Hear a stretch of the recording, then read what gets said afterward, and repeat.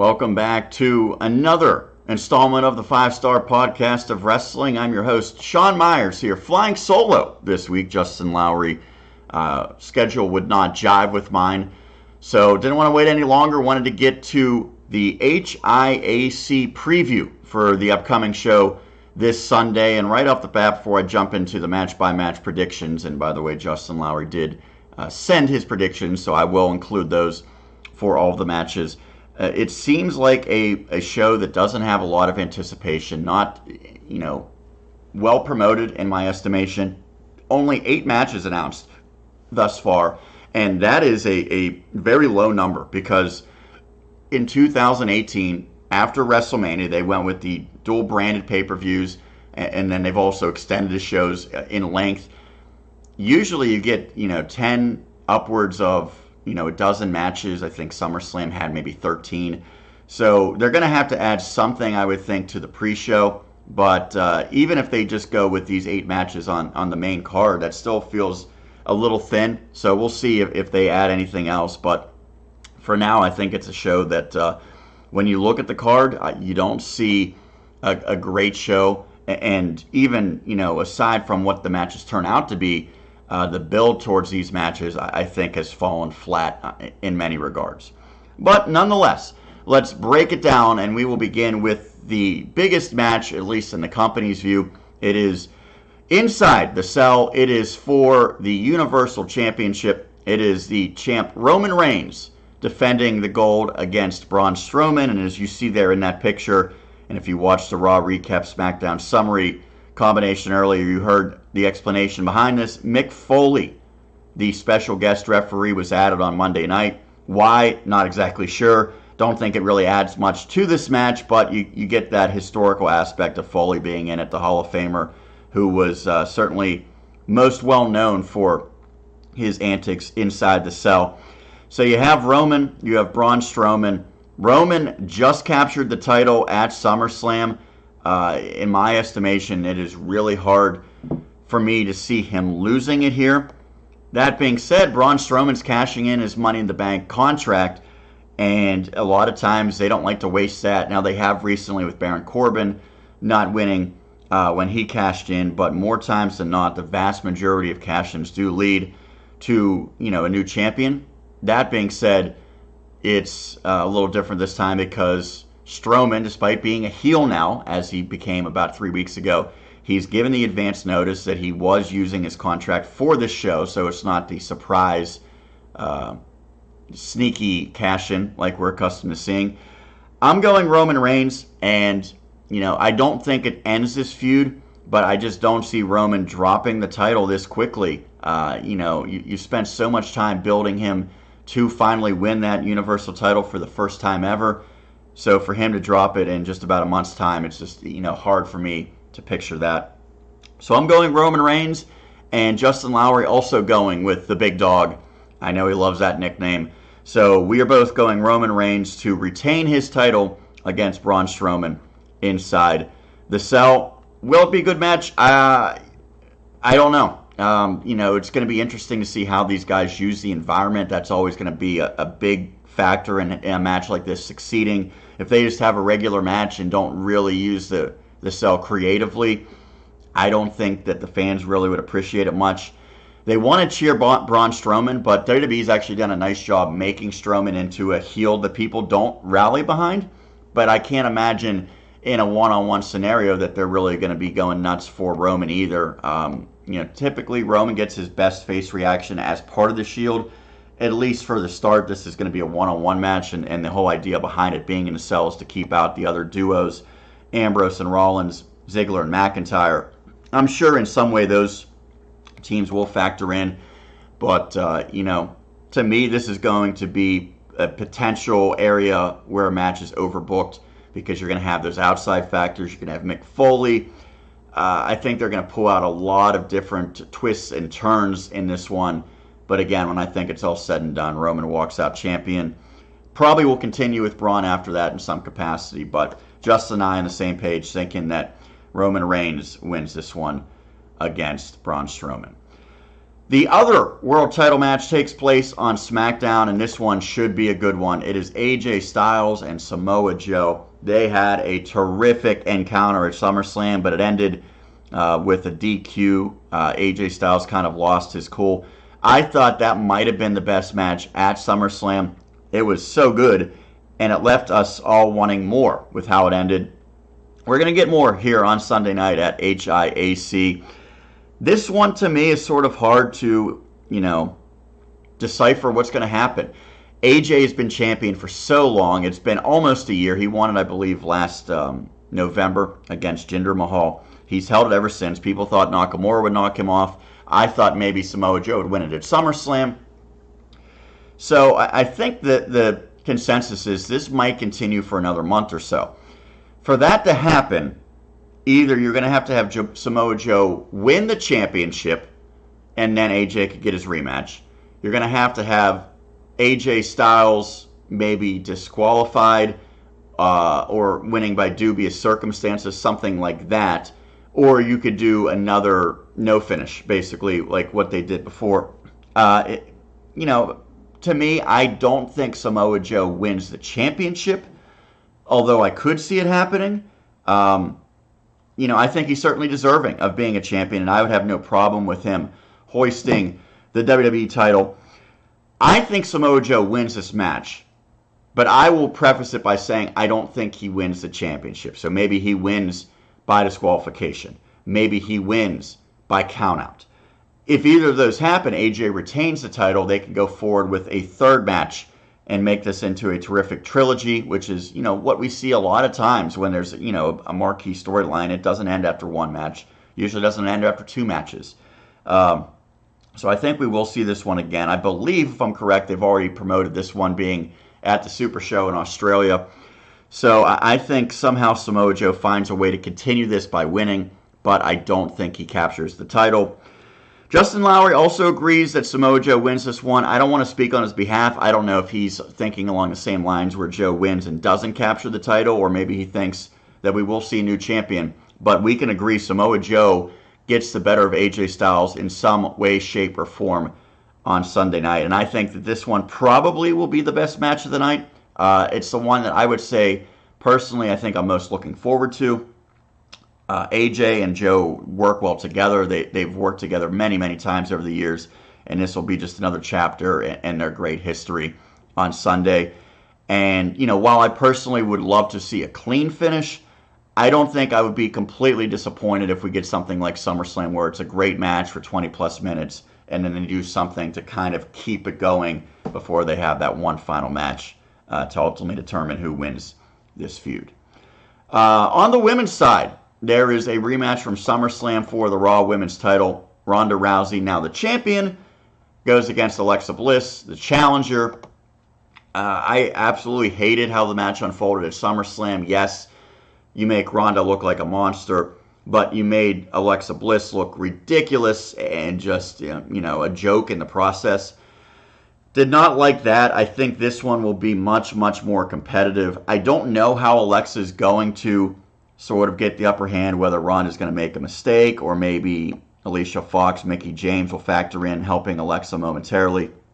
But I do think we will see a much different match than what we saw at SummerSlam, in which Alexa got no offense, even when Ronda Rousey let her come in and apply some holds to her. That being said, I expect the same outcome. Ronda Rousey wins this one. She wins it cleanly. And I think while Alexa will get her offense, and it'll probably go maybe about twice the length as the SummerSlam match, it's still going to be a pretty decisive victory for Ronda Rousey as she will move forward. And then the question is, what do you do with Alexa Bliss from here? Well, we know she's facing Trish Stratus, so I think they'll probably go full speed ahead with AB and Trish, and then Ronda goes on to face someone, possibly Nikki Bella, hopefully not, but possibly her at Evolution for the Raw Women's Championship. So I'm going Ronda Rousey. And my colleague, Justin Lowery, agrees with that assessment. We're all on the same page for this one. He goes Ronda Rousey as well. That brings us to the SmackDown Women's title match. And I know Justin Lowery said this is probably his favorite feud in the entire company currently. Charlotte, the champion. Becky Lynch, the challenger. I would agree. This has been a great, great feud. There's no doubt about the fact that the fans love Becky Lynch. And even though she's turned heel in a sense, she's still getting a great reaction. Charlotte, for the most part, has been getting a negative reaction since her return right before SummerSlam. She was thrust into the championship match that was slated to be one-on-one between Becky and Carmella. Charlotte gets in there. Charlotte wins the title, sort of stealing that opportunity from Becky. And now, even though she's the face, Charlotte, in many ways, coming across as a woman who basically gets everything handed to her, born with a silver spoon in her mouth, being the daughter of Ric Flair. You know, I really like how they're doing this. I hated when Becky came out and cut a promo insulting the fans, saying you've never been behind me, because that felt fake. But they've sort of distanced themselves from that aspect of the storyline. They've gone more with Becky and Charlotte just ripping on each other. And I think that you can totally get Becky's perspective and relate to her and support her for why she has animosity towards Charlotte. They've had some attacks recently. Becky, kind of dressed up as a fan this past Tuesday, attacked Charlotte after her victory against Sonya Deville. I think that this match, much like AJ and Joe, could be a great match. That's what I'm expecting. I don't know exactly how it'll unfold, but I picture Becky Lynch winning in some way. And, you know, much like I thought with Samoa Joe and AJ Styles, I think you're going to get Becky winning, but I don't know that Becky's going to win the title. I think that this will be perhaps the biggest match at Evolution next month. In order to get to that part, I don't think you can have Charlotte win cleanly. So I anticipate a DQ count-out finish, something along those lines. But I could honestly see Charlotte winning by that margin as well. That being said, for it to really make sense going forward, I think Becky needs to win to continue this. So I see Becky winning, probably by countout or by DQ, so that she has a gripe for getting a rematch against Charlotte, putting the title on the line again at Evolution. And then I think that's when Becky Lynch gets over the hump. And even though she's the heel, fans are going to rejoice if she ultimately does win that title. I don't think it's quite time for her yet, but I do see her getting the victory to progress this storyline. Conversely, Justin Lowery thinks that Charlotte wins this one. And again, I wish that he was here to explain how he sees this one happening. I would, venture to say there's a possibility maybe he thinks Charlotte wins but doesn't win cleanly. Maybe Charlotte is victorious by a DQ or a countout. Either way, I think Justin and I can agree this will continue.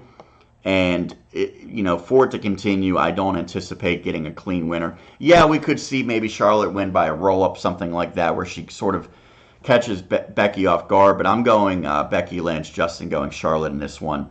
And we think that probably the decisive match will take place at the end of October at the all-women's pay-per-view called Evolution.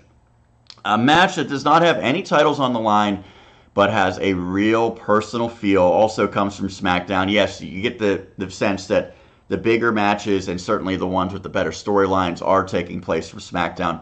Randy Orton, Jeff Hardy, should have been a match at SummerSlam. They, very bizarrely had Hardy go against Nakamura with Randy Orton not involved whatsoever at SummerSlam, even though Randy and Jeff had about a month's worth of, exchanges on SmackDown leading up to it.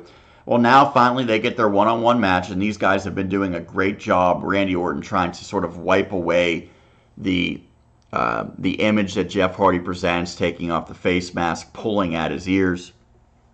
Conversely, Jeff Hardy showing that he's willing to go to any lengths to knock off Randy Orton. And as I mentioned on the combined Raw Recap SmackDown summary, this is significant for Jeff Hardy. It is the first time he's ever been in a cell match in WWE, believe it or not, and I was shocked to hear that.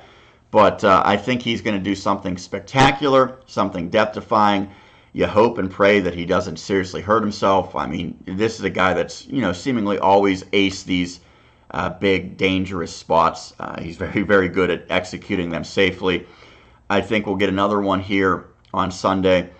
But I don't know that necessarily guarantees Jeff Hardy a victory. Ultimately, it's going to really, I think, be a match that's going to be remembered for potentially one or two big spots. But I believe that'll be enough to get Jeff Hardy the victory, one that he sorely needs. He really just flat out lost his feud to Nakamura. He dropped the title to Nakamura. Then the rematch of SummerSlam, Jeff lost cleanly. He's been on a losing skid a little bit. I think he needs a victory. You could argue Randy Orton, since he's returned from his injury, he really hasn't won anything, so it would help him as well, especially if they want to build him up potentially as a challenger to AJ Styles in the future. But I think that's down the road. I think Jeff Hardy needs the victory more than Randy Orton does, so I'm going with the Enigma, Jeff Hardy, to get the victory. I think in this one, his high-risk move will pay off. However, Justin Lowery disagrees. He is going with the Viper, Randy Orton, and that's, the second straight SmackDown match that we differ on. That's good that at least the Blue brand is making their outcome seemingly a little bit unpredictable. So he's going Randy Orton. I'm going Jeff Hardy in that match. Again, no belts on the line, but it is inside the cell, and I think it'll be a pretty darn good match. That moves us to another match that does not have any titles on the line. There's just two matches without gold being contested on Sunday. The other one also comes from SmackDown. It is a mixed match between Daniel Bryan and his wife Brie Bella and The Miz and his wife Maryse. And of course we knew going into SummerSlam all of the energy, all of the dedication to building the storyline between Daniel Bryan and The Miz that had been years and years in the making. They showed back all the way to 2010 when they were paired together on the original installment of NXT. Built up even when Daniel Bryan was retired. Miz was cutting promos on him, stole his moves. That was such a good storyline heading into SummerSlam. The match was good but not great, left me slightly disappointed. I was really eager to see it continue and have these two go at it in what I thought would be inside a cell and really just tear each other apart and have that classic. Well, you mix in Brie Bella and Maryse, and while I'm fine with them being involved in the storyline, I don't want them in this match. To me, it's going to bring down the caliber of this match pretty significantly. Brie Bella and Maryse, they were fine in the roles that they had back in their time. That time has sort of passed them by in terms of being in-ring competitors. Maryse does a great job as valet. Brie Bella is popular because the Bellas are really a brand for WWE.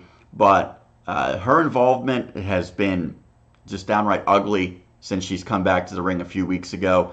Maryse, 5 months removed from having a child. I think that they're going to hinder the caliber of this match. I don't know that Daniel Bryan and The Miz, no matter what they do, will be able to compensate for it. That being said, you get a lot of fans interested. If you're a fan of the reality shows, Total Bellas, Total Divas, Miz and Mrs., you have a reason to watch this match and care. I ultimately would rather see the one-on-one match, as I said, and I think Justin Lowery agrees. And we both agree who's going to win this match. It's going to be Miz and Maryse. Yes, Miz won at SummerSlam, so you would think Daniel Bryan needs to get the victory here, but I could see more so Maryse pinning Brie Bella or making her submit, although I think a pinfall is probably more likely. So I think it's the women who ultimately decide this outcome, and Justin Lowery, while texting over his predictions, also said the same thing. He thinks Maryse pins Brie Bella. And by doing that, you can continue Daniel Bryan and The Miz. Truthfully, you could still continue it even if Daniel Bryan or The Miz were involved in the outcome. But I think that's the easiest way to keep it going and maybe get one final match, hopefully one-on-one, between D-Bry and the A-lister upcoming. But we're on the same page. Miz and Maryse walk out of HIAC victorious. Finally, we have a pair of tag team title matches. We'll begin on the Raw side. This one's really a continuation of the main event feud between Braun Strowman and between Roman Reigns. It's Dolph Ziggler and Drew McIntyre, part of Braun's entourage now, against two-thirds of the Shield, Seth Rollins, Dean Ambrose. Drew and Dolph, the tag team champions, as they knocked off the B team recently.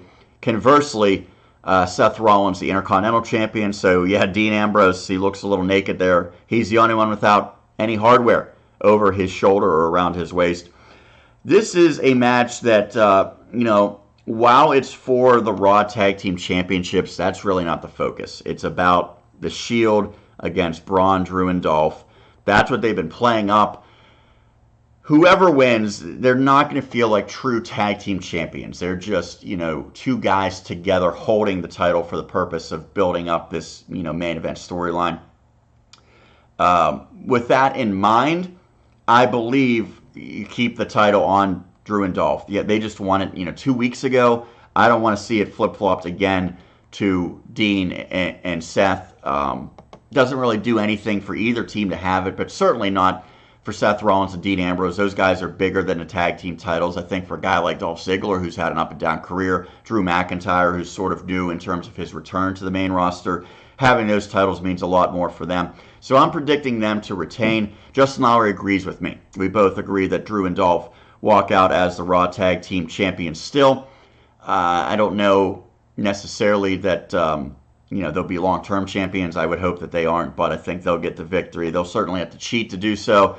But I could see that happening, and that happens earlier in the night. Oh, and the announcers, Drew and Dolph already have won. If that happens with Braun later, we're going to have a new Universal Champion. They love sort of having storylines unfold like that earlier in the night that maybe gives legitimacy to this new upstart group trying to knock off the Shield. So Drew and Dolph, your winners for the Raw Tag Team Championships. That leaves only the SmackDown Tag Team Championships.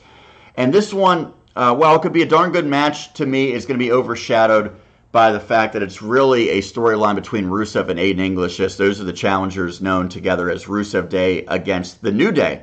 So it's Day versus Day, New against Rusev. I think that this is where we're finally going to see the implosion between Rusev and Aiden English. And to me, it's pretty clear cut. This is, I think, the easiest match to call all night. The New Day retains the titles because of some miscommunication between Rusev and Aiden. I don't know if this is really the start of the blow-up or if it will culminate tonight. I could see those two, no, I shouldn't say tonight, this Sunday. Nonetheless, I could see those two really going to blows and just, beating the crap out of each other after the match. More than likely, they'll probably go with a little bit slower of a dissension between the two where one costs the other. Aiden English is really coming across as a valiant guy in this feud, which leads me to believe that WWE might be trying to make Rusev the heel. I don't know if they'll do that or not, but they have a tendency when someone gets over as a face, kind of organically, naturally, that they just end up turning him a heel. They did it with Braun Strowman. They've done it with Becky Lynch. So I don't know that they care enough about Aiden English to really make Rusev go as the heel against him. It's probably a lot easier to actually do the opposite and just turn Aiden English heel. Fans would certainly, I think, respond to that a lot better because they don't want to boo Rusev right now. But nonetheless, New Day retains. Should be a good match because the New Day always puts on a good match, and the SmackDown Tag Team division has been on fire in terms of the in-ring performance. Although I will say the complaint that Justin has voiced several times, and I can't completely disagree, is a lot of these matches just don't feel fresh. This is one that we haven't seen, so give credit to the SmackDown writers and the execs for giving us something new and making it really significant in a couple of reasons. It is for the titles, but it's also, again, building towards Rusev and Aiden English in all likelihood. So I am picking the New Day to retain, and my co-host Justin Lowery agrees. So Justin and I on the same page for most of our picks. We'll take a look right now at a graphic with all of our picks, and you can see we do agree Roman Reigns retains the Universal title. We both think Samoa Joe wins against AJ Styles. Now, I have gone on record as saying I don't think Samoa Joe captures the title in the process. Don't know what Justin Lowery is thinking, but we both think Samoa Joe walks out with his hand held high. Ronda Rousey retains against Alexa Bliss. That's unanimous, and I think a pretty easy outcome to see. Charlotte and Becky Lynch were split on. I think Becky Lynch wins, although much like Samoa Joe, I don't think she wins the title quite yet, whereas Justin picking Charlotte to retain her title. And we also differ on the Jeff Hardy-Randy Orton HIAC match. They will be inside the cell. I think Jeff Hardy wins with one of his death-defying maneuvers. Conversely, Randy Orton is the pick for Justin. And we agree. Miz and Maurice defeat Daniel Bryan and Brie Bella. Drew and Dolph retain the tag team titles on Raw against Seth Rollins, Dean Ambrose. And the New Day walks out as still your SmackDown Tag Team Champions against Rusev and Aiden English. As far as my pick for match of the night, I'm going Samoa Joe, AJ Styles. Although this is a card where I don't see a lot of matches that have the ability to be great matches. Miz and Daniel Bryan, if it was one-on-one, yes. It's not. I don't think that one could be a 5-star classic just because of the involvement of the women. Braun and Roman seems like it's going to be way overbooked. Ronda and Alexa, probably not going to be a great match. I think it'll be better than SummerSlam, certainly, but I don't expect that to be a classic. I do think Charlotte and Becky Lynch could be very, very good, although I get the feeling it's not going to have a clean finish because they're building towards Evolution, so that might detract from it a little bit. Hardy and Orton should be solid, and I think we're going to get a memorable spot. And then both tag team title matches should be pretty solid, although, it doesn't really feel like a lot on the line because it's not real true tag team title competition in either one of them. They're really playing towards bigger storylines outside of the tag team gold. Overall, I would say it's pretty mediocre card. I think we will see some matches added for the pre-show. Again, just 8 matches, very light, so they'll probably have to throw 1 or 2 together for the pre-show, but overall it is an event that I am not overly excited for, and I know that my co-host Justin Lowery would agree with that. That's going to do it, however, for the HIAC preview here on the 5-Star Podcast of Wrestling. You can also go check out the Raw recap and SmackDown summary from this week, as well as like all of our videos. Check them all out on our YouTube page. You can like our channel, and you can follow us on Twitter, the official handle 5-Star Pod Wrestle. That's going to do it for another week's edition of the 5-Star Podcast of Wrestling. Your host, Sean Meyers, signing off. Once again, we'll catch you next week. It'll be right here on the 5-Star Podcast of Wrestling.